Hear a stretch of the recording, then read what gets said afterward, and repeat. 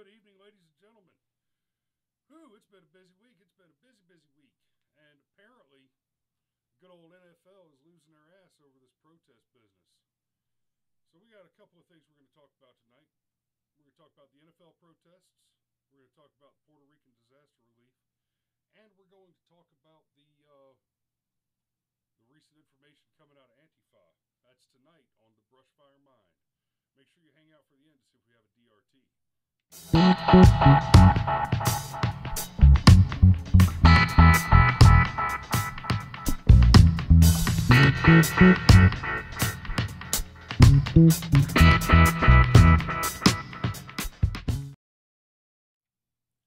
now we're all on the TV.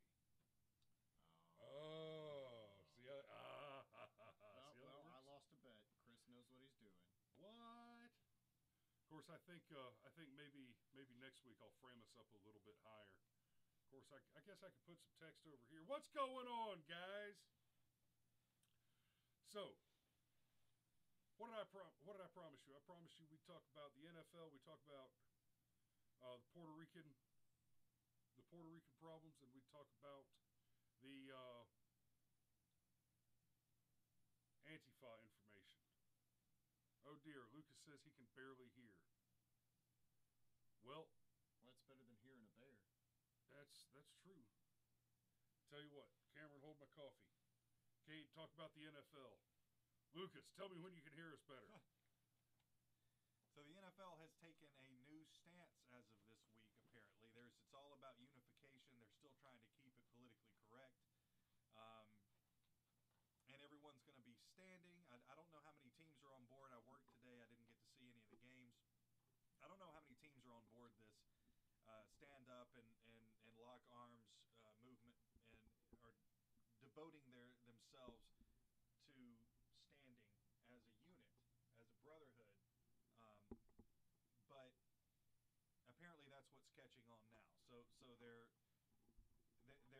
going back in the right direction without quite admitting that that's what they're doing. Because God knows we wouldn't want the left to have to admit that they're wrong about something. It is always in the best interest to not act like you compromised, but as a progressive, act like we've progressed. So we haven't paid attention to the haters and the racists on the right. We've decided to go in a different direction. It's like getting fired by a really nice person. So how are we doing? How are we doing, Lucas? I think you need to talk louder. I can't talk much louder than what I'm doing right now. Guys, we're testing out new audio equipment. We're trying to get that squared away right now. We apologize. Week in, week out, it's just going to be a test to figure out what we need to be doing, but we're getting there. Every week we make a little more progress toward what we're trying to achieve. Anyway, I wanted you to be able to hear before I got into my Marshawn Lynch bit. So Marshawn Lynch is basically the Colin Kaepernick of 2017. Even though Kaepernick his name is still out there, Marshawn Lynch came out of retirement to play for the Oakland Raiders. Started the preseason.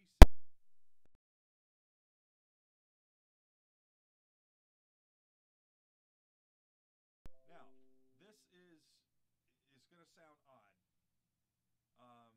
What is he saying there about the audio? That they still can't hear us. All right. I'm working on it. Shall I hold? Shit.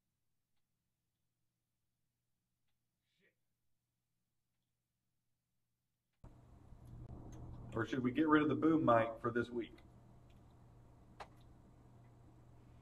Okay.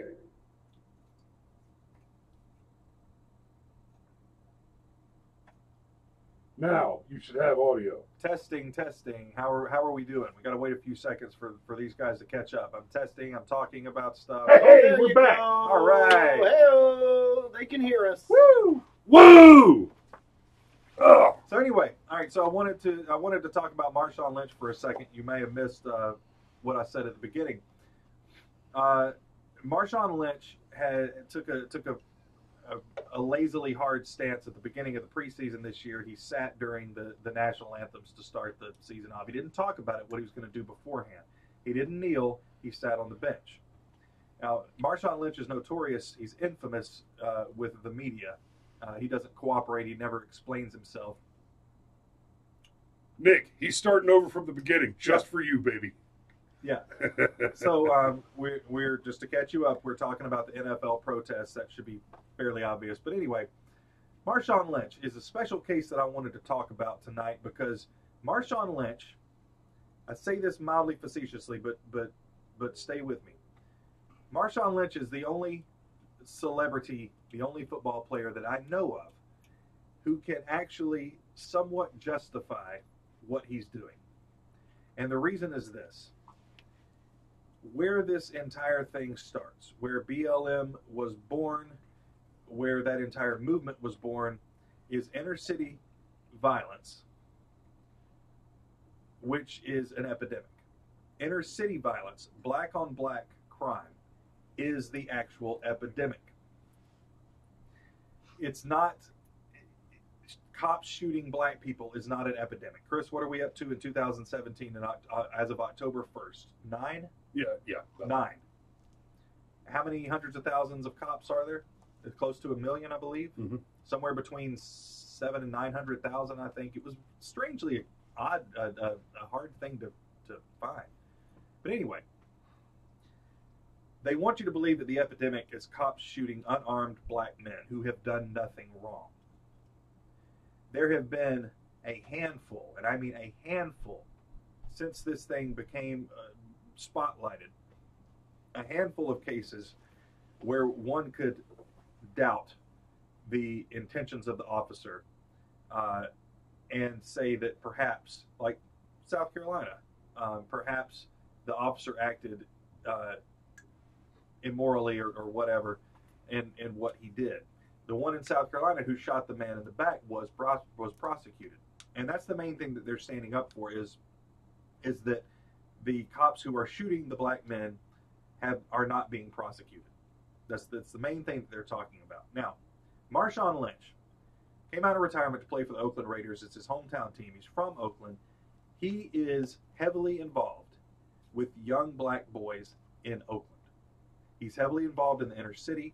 He's heavily involved in being a mentor and showing these kids a better way other than gangs and drugs and the hip-hop scene and all the other stuff. And he's not just going out saying that you have to become a professional athlete to get out of this ghetto cycle. He's actually taking them under his wing. He's making them better. He's making his community better. He is inadvertently helping to solve the actual problem that no one talks about, the actual problem of 90+% of firearm related, how do I phrase this? Murders Murders committed by black men with firearms. Murders committed by black men with firearms. Sure. 93% is the last one was 2013 was the last statistic I could come up with FBI's official numbers. 93% of black victims of gun violence were shot and killed by blacks. That's an epidemic. That's the definition of an epidemic. Okay? So if he wants to sit down for the national anthem, he's wrong. He's misguided. But he's actually doing the only thing that one can do and get away with disrespecting the flag the way that they are. Hey, can I point out there's one other difference between Marshawn Lynch and Colin Kaepernick? He's actually black? No, he's actually got a Super Bowl ring. I was about to say, is it that he can play football? Is that because he's black? No, I mean, Marshawn Lynch is a beast. Like, he really is. You His would not nickname is want Beast Marshawn Lynch to hit you. No. You would not. No. Not even you. All 6'6" of you. It would hurt. But now, before I get into the post-Trump protests versus the handful of NFL athletes who were protesting pre-Trump tweets and Trump speeches. Is there anything you guys want to add about Marshawn Lynch, about black-on-black crime, inner-city violence, versus the epidemic that is white cops killing unarmed black men? No, but I got to do something about this washout. Hey, Siri, turn on the lights in the man cave. Okay, that's way better. We're less white than we were. Yeah, that's better. I feel like that was a racist comment. It went with the theme.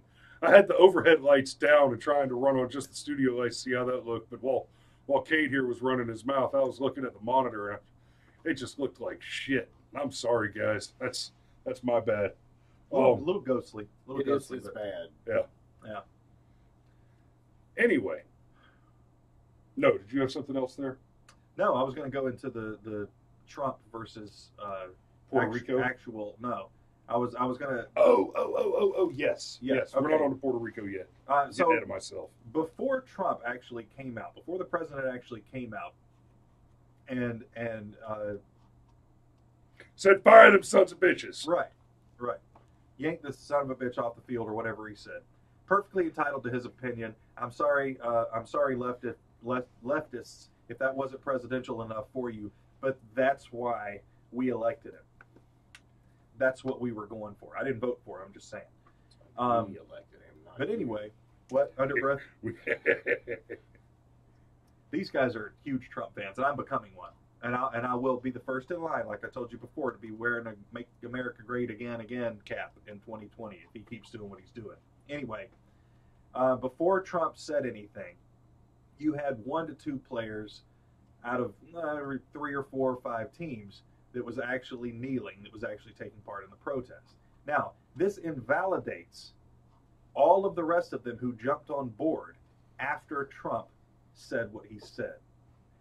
Because at that point, you're not kneeling for the cause. You're not protesting the thing that was supposed to be protested. You are now protesting because you don't like Trump, and he said something against what you're doing, and it's like a child. And how I described to Chris earlier, it's like a kid who covers their ears and goes, "I can't hear you, I can't hear you." I mean, that's basically what this is. It's the adult version. So these guys are only taking a knee because it's what Trump doesn't want. Right, basically, everybody who's taken a knee since Trump made comments has just decided to say, instead of saying America's a terrible place and it murders black people for no reason, everybody that's taken a knee since the Donald said fire the sons of bitches is essentially saying fuck Trump and fuck half of America. And I'm sorry, guys, I try not to step over the F word too much on the show. But for those of you guys that know me in real life, I do talk like a Bravo. It just is what it is. But yeah, ever since Trump made his comments, that's what this has been about. And to say that the protest is not intended to disrespect the flag, no. If perception is reality enough that you can take offense to a white guy wearing dreadlocks because cultural appropriation, well then shit up your nose. Perception is reality. In fact, I would go so far as to say that means that your protest can only be against the flag, and that Slick Willie clearly bought Lynch on the airplane. Perception is reality. If it's sauce for the goose, it's sauce for the gander. You cannot have it both ways, you sorry little shitburgers. And intention just doesn't matter. It just doesn't. They're saying, well, you have these leftist apologists, and yes, they are out there, who are trying to say that you're missing the point of their protest. They're not disrespecting veterans. They're not disrespecting the flag. They are taking a stance against police violence. I don't care what they're taking a stance against. It's still disrespect. They have every right to do it. Honestly, I don't really care about this. We're talking about it because it's a hot subject. I mean, these guys probably care a lot more than I do. It's ridiculous. It's like what are you going to stop by doing what you're doing? If I go to a funeral in a bathing suit and clown makeup, I'm not going to raise the dead because I showed up in complete disrespect to the somber situation. What am I accomplishing? What are you doing by doing that? Well, here's the other thing that needs to be pointed out.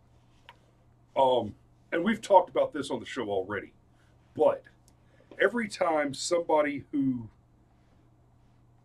takes exception to the protestation of the flag and the massive disrespect to the flag, the veterans, the anthem, the country, every time one of us says that we think that action is disrespectful or that we disagree with the content, the premise of your argument, I mean, the argument that is advanced initially by Colin Kaepernick is that America murders black people by the hundreds of thousands annually. And that's just ludicrous. I disagree. I reject your prosyllogism, and I demand that you offer a rebuttal. If you do not have a rejoinder, then the argument has finished. My rejection stands. You have lost. And the truth is that America is a wonderful place where people have wonderful opportunities. So shut your pie hole. But they rebut with, well, he's got the right to protest. It's his First Amendment right.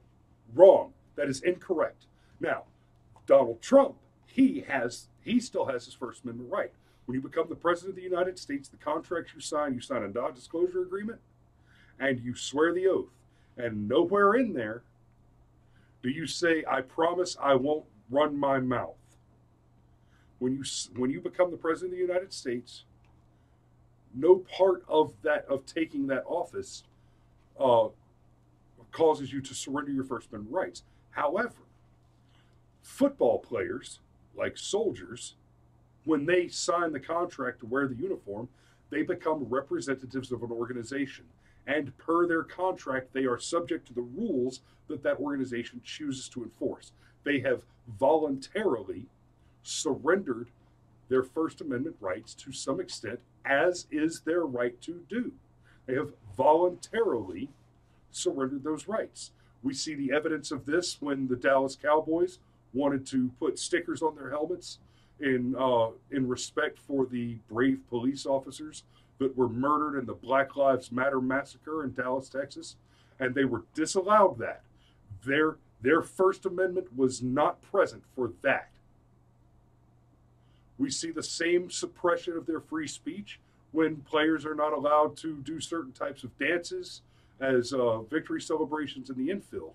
The fact that we already have this history of clear evidence that being a member of the NFL in some form or fashion and wearing that uniform means that you have surrendered your right to free speech in the interest of correctly and appropriately representing the organization, but that in this case, the organization chooses not to repress that free speech, even though they have retained that right by contract, means that is a tacit endorsement by the NFL of the protest. Let me say that again. Not all of it, because it was a fucking mouthful. That is a tacit endorsement by the NFL of the protest. Period. So I just want to tag this with a couple of points real quick, because Lucas in the chat pointed something out that I happen to really agree with, and that is that when they kneel, it becomes part of their larger resume. Oh yeah, that's a great thing. What? When you bravo. Well, first we got to back up just a little bit and point out the obvious, that the life of a professional athlete as a professional athlete is short, especially in a violent sport like football. There's only so long even a fantastic running back like Marshawn Lynch has got, because, I mean, literally, there's going to be somebody younger and faster that eventually comes along. and that is just a fact of life. So, what we have here is a situation where people are kind of in a catch-22, because there's no way this is a losing issue for Donald Trump, and there's no way this is a winning issue for the NFL, because It's on the cord. once we're at the point where, we're going to kneel during the national anthem, it's even some really lefty liberals are kind of like, yeah, but does it have to be during the national anthem? I don't know.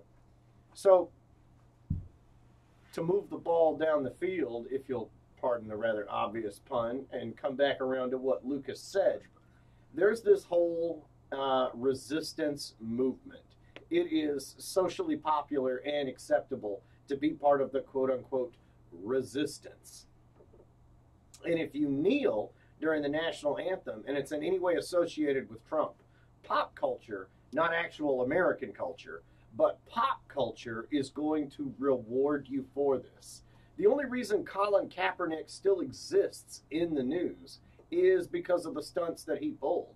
He didn't win a Super Bowl. He came close, and then, as what happens with one-trick ponies, once you study enough tape and you realize they've only got a couple of moves, you just have to guard against those moves, and now they're not that big of a threat anymore. So what's going on here is these guys are already looking down the line.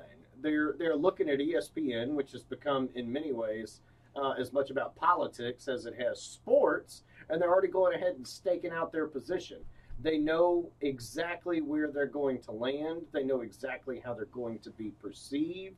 And taking this knee sends a virtue signal to everybody that's looking. And speaking of taking knees, I just want to point this one out as a rather unabashed Christian who would really like to give God all the glory.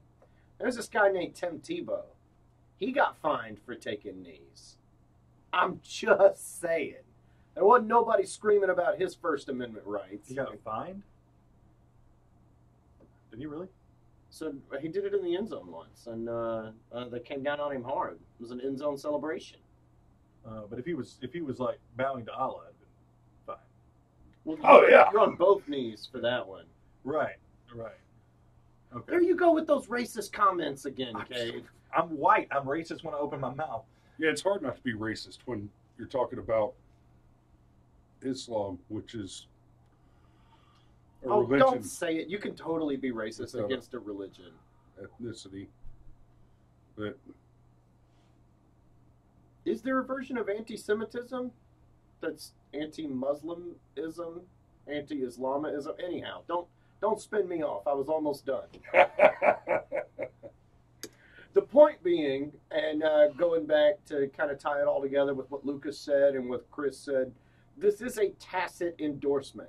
If there was any question about it, Goodell's statement and yes, he's obligated to support the players and support the franchises, but football is an inherently American sport. It just doesn't play or sell the way that it does here in this country than it does anywhere else in the world.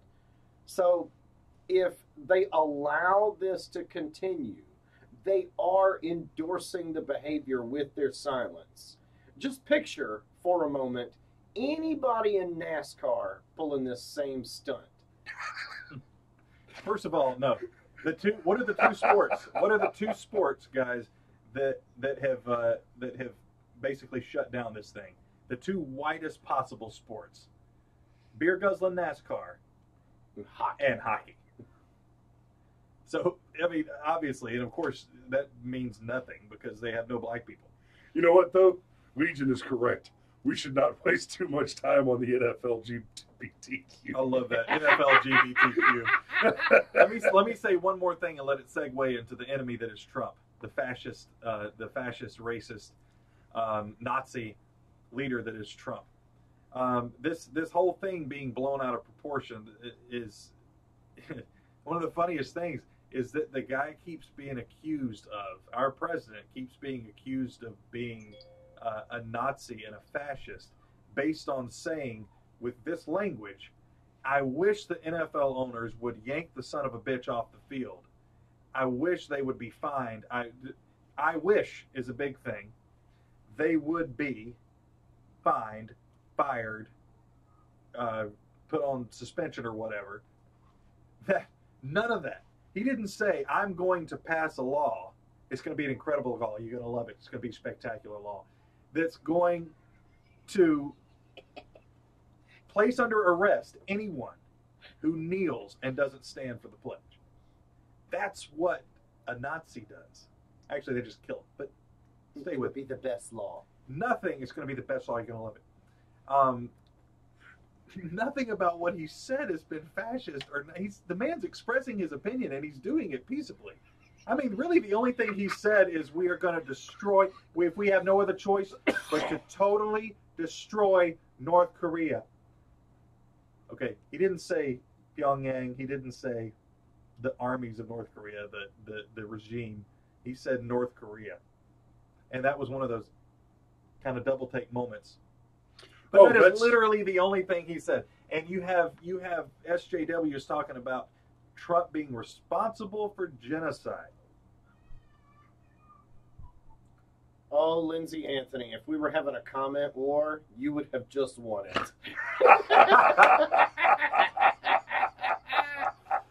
Oh, it's fantastic.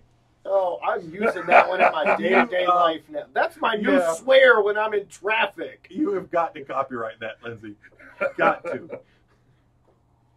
Anyway, so let's carry the evil that is Trump into how he has completely neglected Puerto Rico. So apparently, every time brown people get in trouble, the first thing Donald Trump does is asks himself, how can I make this worse? That, according to Saturday Night Live last night. Wow. What a bunch of shitburgers. Twatsickles. That's right. Yeah. Can we turn that into twatstica, too? Nice. Where can we use that? Nice. Everywhere. Well I'm telling you, that's what I'm going to call people when they cut me off in traffic now. You know, I tend to, when I get cut off in traffic, I tend to use the wrong racial epithets on purpose. It amuses me and calms my rage. Saves so many lives. But that came out on my birthday. I'm not talking about Will and Grace. And yes, September 28th was my birthday, and the Will and Grace show can die in a fire. We're going to build it up. Thank you, Legion.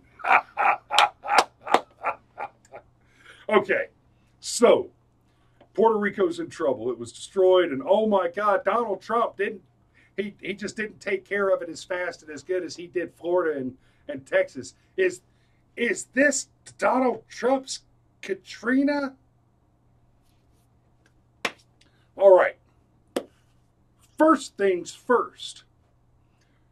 Florida, Texas, and yes, the fallout from Katrina in New Orleans are contiguously connected to the support structures and frickin' supply chains. You have a landmass and highways and roads over which to move product. It is logistically an entirely different question.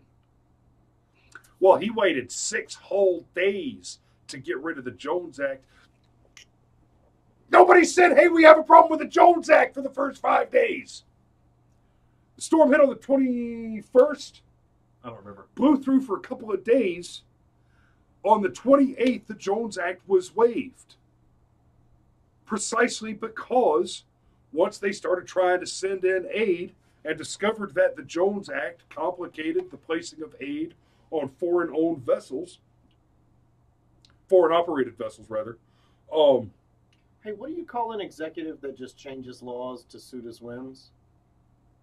Besides a twatsicle? We're never going to get off of that. I can't. Obama. Oh, Obama. Big old executive O? We're going to have a chitty chat about that one later. Because, you almost caught me in the trap.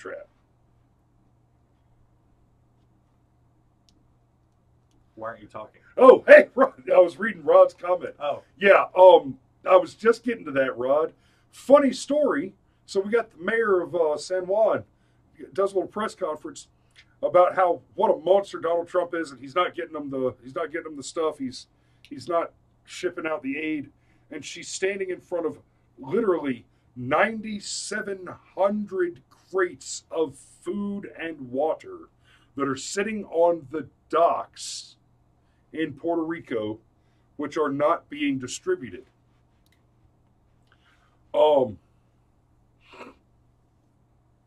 And basically, it is her job logistically, once the supplies are delivered there, to get them distributed. Now, there are lots of good reasons that she is having a difficult time in achieving that. Those, of course, being there were lots of roads that were severely damaged, so getting them on trucks and moving them out is difficult. Many of the trucks that were already on the island have been destroyed, and so there are not as many trucks on the island as they would like to have. Only about 25% of the truck drivers on the island have actually reported in to start delivering goods and delivering food aid and the like. And then the other problem is they're running into fuel shortages. Surprise, surprise. Power's out, backup generators, emergency relief work. Fuel's getting tight on the island. But she has the nerve to bounce up and say that it's because Donald Trump is a racist and blah, blah, blah, blah, blah.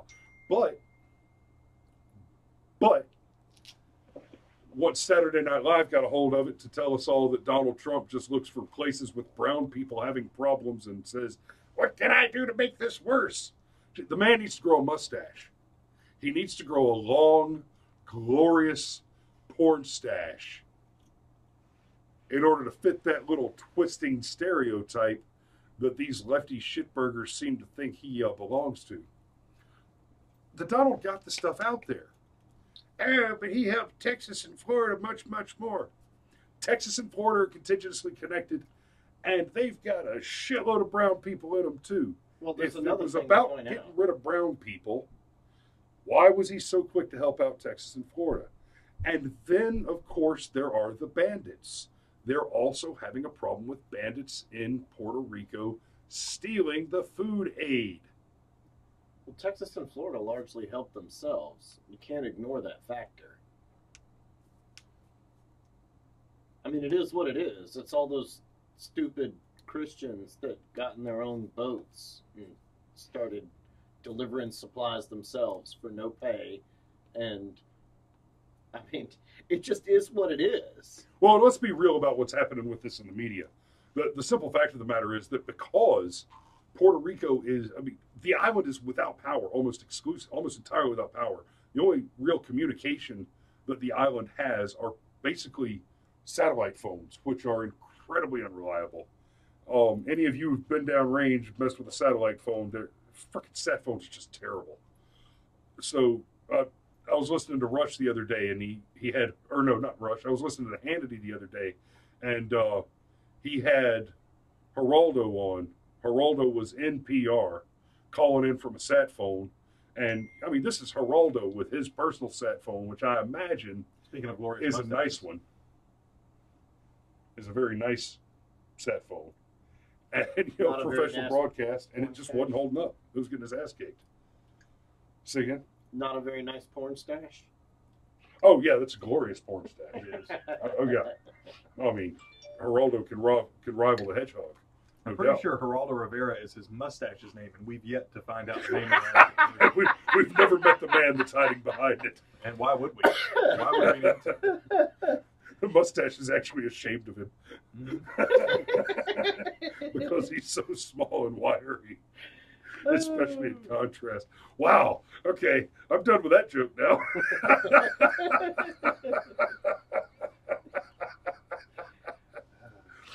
Almost Phew, professional, buddy. and then we lose it. It was the twat sickle. It just Yeah, you Really broke off us, the- Lindsay. Yeah. You broke us. We've been off the rails ever since. Lindsay went to the Greek festival with me yesterday. We had a big old time. But anyhow, Donald Trump wants to kill all the brown people. Yep. Obviously. His plan was to, I don't know, commune with God and have 2 hurricanes hit Puerto Rico back to back, and then That's what Bush did with Katrina, right? Well, and okay, and of course, all these terrible hurricanes that just happened that hit this year right back to back. It cannot possibly be the case that the weather that causes, or that the atmospheric conditions that cause a massive tropical storm linger long enough to cause more than one massive tropical storm. No. Clearly, with 4 massive tropical storms right back to back, following a more than 1 full decade dearth of similar disasters, it has to be global warming. Yeah. Anthropogenic global warming. and it's all Donald Trump's fault. Didn't the mayor of New Orleans and the governor of Louisiana, or either both or either or, do this a similar thing to what Cruz is doing in Puerto Rico? Stepped on the efforts of Bush. Yes. As I recall, Bush wanted to go ahead and activate the National Guard early in anticipation of what was to come. And they said, no, that's not what we need. We're Democrats and we know how to run things. Just give us money. Just give us money.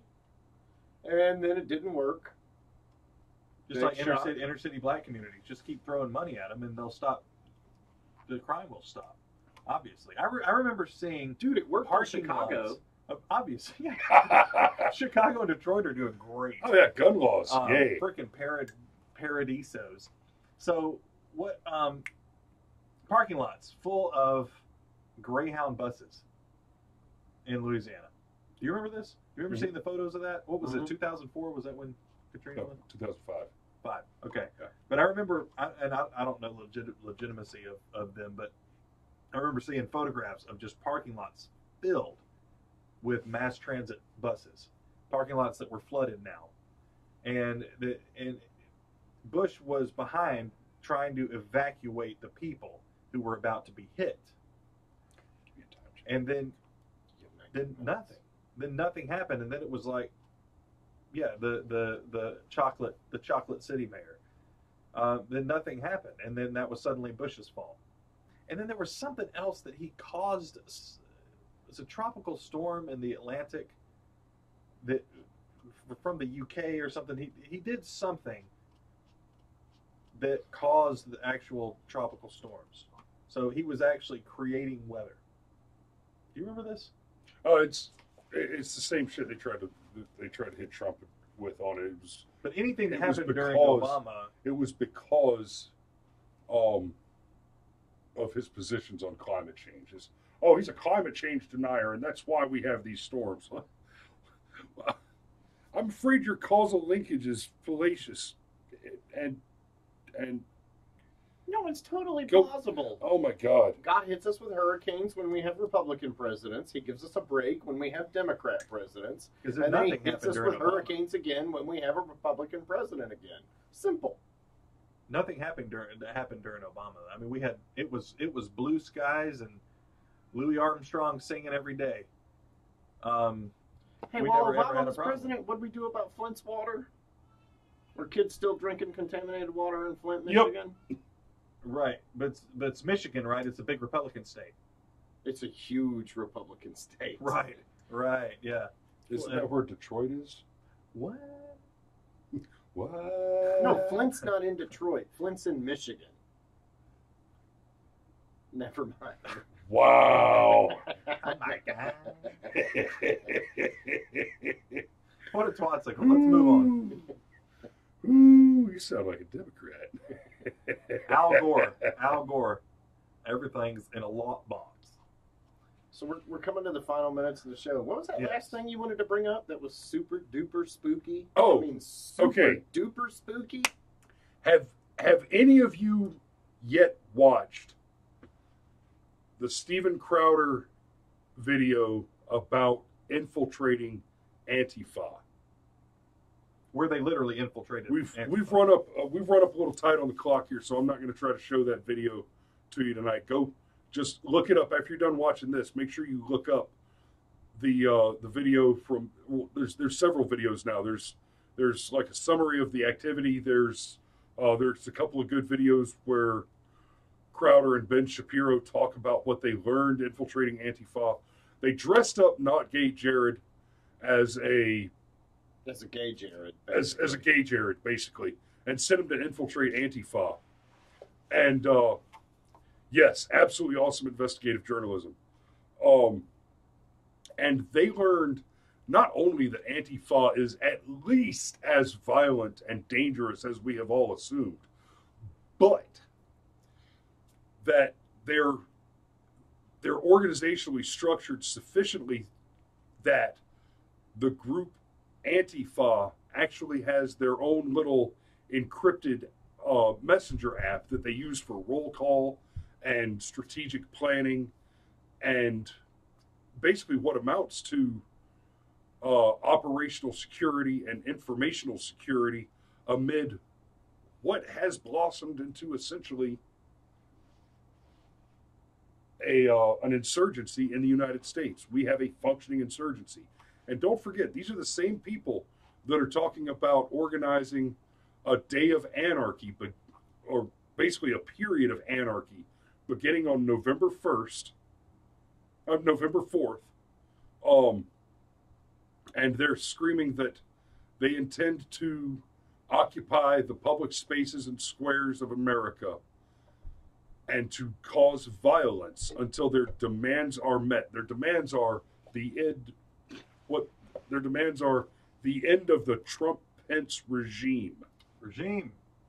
It's a regime. Now, of course, I pointed out we were talking about this earlier, and Cameron mentioned. Yeah, Cameron mentioned. You know, if Trump and Pence both get impeached in meeting these demands, doesn't that mean that we go with Paul Ryan and Mad Dog Mattis? Mad Dog is only, 7 spots down? Or 4?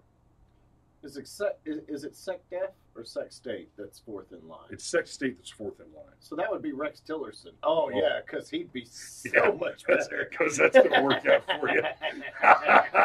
So wait, we have a timeline that's being set up basically. So now Trump's going to kill all the brown people. This week. Pence is going to come in and kill all the gays with another hurricane. The following week, or convert them with another hurricane. With another hurricane, and then Paul Ryan is just going to kill us all to death from boredom. And then then who's P90X? What? I thought that was a workout thing. No, but that's what Paul Ryan would kill you with. I promise you. Okay. Yeah. No. So we're not in shape. So definitely go check out that video. And I got to say, we've come up on the clock. You going to take this one? All right. You know what time it is.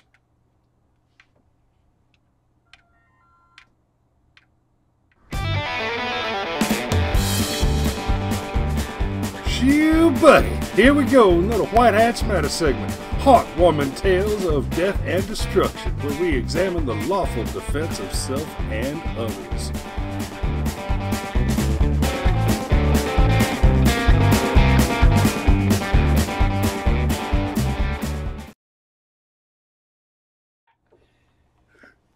So, I just wanted to give a quick update because Steve Scalise came back to the Congress on my birthday, September 28th. Woo, it's my birthday.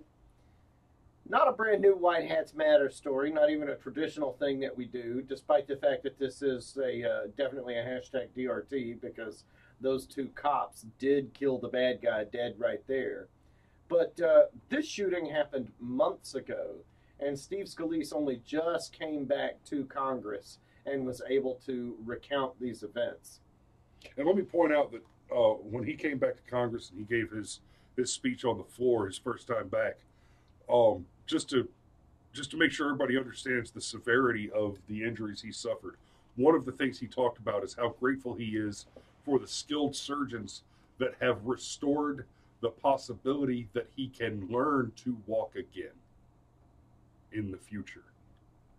And let's just be really crystal clear about this one more time, just to hammer the point home, because this was a left-wing assassin that Who is he a supporter of? Bernie. Bernie. Bernie. The Oh, Bernie guy. do you think that he was sympathetic to Antifa? I mean, we'll never know because he's dead. But if we had to take a guess, I think he missed the bulk of the rise of Antifa. So Maybe he was the rise of the Antifa. He was a Bernie bot gone Cylon. Basically. Bernie bots are silent. He was the shot heard round the corner. Oh God, no! But what stopped him? What stopped a man who was crazy and angry and psychotic and had a high-powered rifle and had, I mean, let's be real clear. There were a lot of high-value Republican targets there, like Rand Paul, just as an example. What stopped a bad guy with a gun? Good guys with guns. In fact, the police officers were also wounded during the altercation, and their return fire is what killed this man and stopped the thing from happening. So, what ends violent altercations? Well, sometimes violence. Most times violence. Almost every single time violence. There's someone knocking at the door. No shit, somebody's knocking at the back door. Yeah, that was kind of spooky. Someone knocking at the door. Hey, boy, Somebody don't ringing the shoot. bell. I won't shoot, but be quiet. We're still alive. All right, so Oh, we ladies might and have a gentlemen, guest that's the appearance show from for the His night. Majesty. That's hey, Sergeant Major, why don't you go ahead and pull that curtain out of the way? Hey, son. You can't see from right there. He told a Sergeant Major to shut up. Not me, son. Not me. Well, life is grand. I've heard from several of my soldiers tonight. Some the same color as me, some not. And what they say is the United States of America is a great country. Any way you look at it. This is Amen a to great that. country. They've been Oh. brainwashed by by white people in uniforms, though. I mean, let's not kid That's been ourselves. kind of a running theme on the show tonight as we've been talking about Antifa and the NFL and all that stuff. Well, ladies and gentlemen, that's the show for the night. That's Solid my enough to father, go Sergeant out Major on. Lowry. We appreciate you being here. Make sure you hit that subscribe button and the bell notification. Check us out on Facebook, Patreon, and Twitter. Like, follow, and subscribe. We love you. Thanks for showing up. Hell of an audience tonight. And we'll see you next week. And until then, remember, if you build a man a fire, you'll keep him warm for the evening. But if you set a man on fire, he'll be warm for the rest of his life. Good night. I've seen the videos of the